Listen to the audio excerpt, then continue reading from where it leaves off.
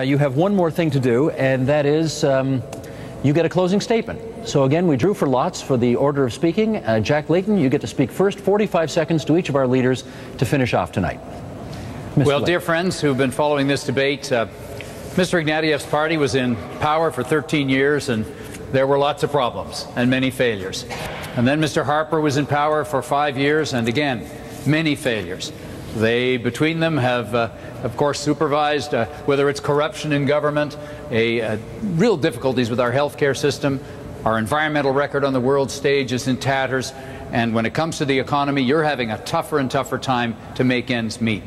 Now, you have a choice, contrary to what some might try to suggest, in this election, and you've got a great chance to exercise that choice by voting New Democrat and giving us the opportunity to implement right now new doctors and nurses, much more affordable life with credit card fees capped, and with new job creation programs, as well as protecting your pension.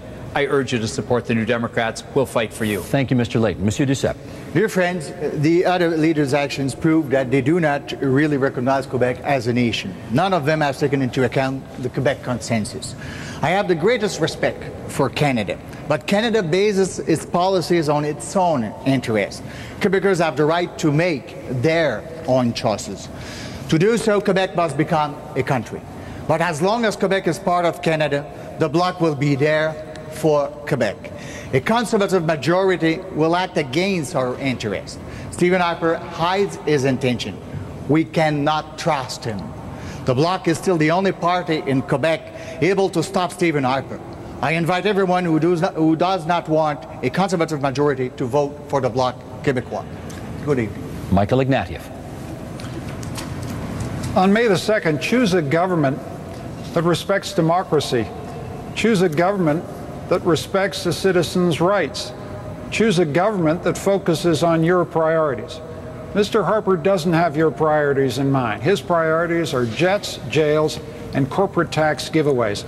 Our priorities are to help Canadian families get an education for their kids at college and university with our Learning Passport, early learning and childcare for families that need it, home reno so that they can make their families more energy efficient, and restore Canada's proud place in the world.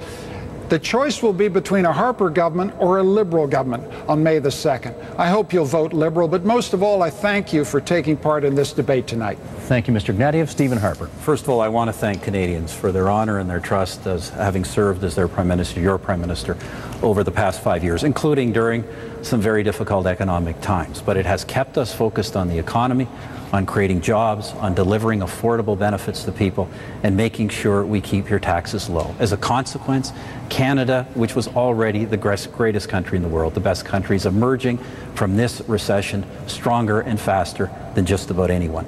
That's what we need Parliament to focus on. That's why we're asking for a renewed mandate, a strong, stable, national, conservative majority government to focus on the economy. We have a recovery to complete. We have a job to finish, and we would be honored to do it. Thank you, Mr. Harper, and thank you, gentlemen. And that ends this leaders' debate. We hope it shed some light on the issues facing Canada in these times and helps you decide how to vote on May the 2nd. A reminder that these same leaders will be here again tomorrow night to debate in French.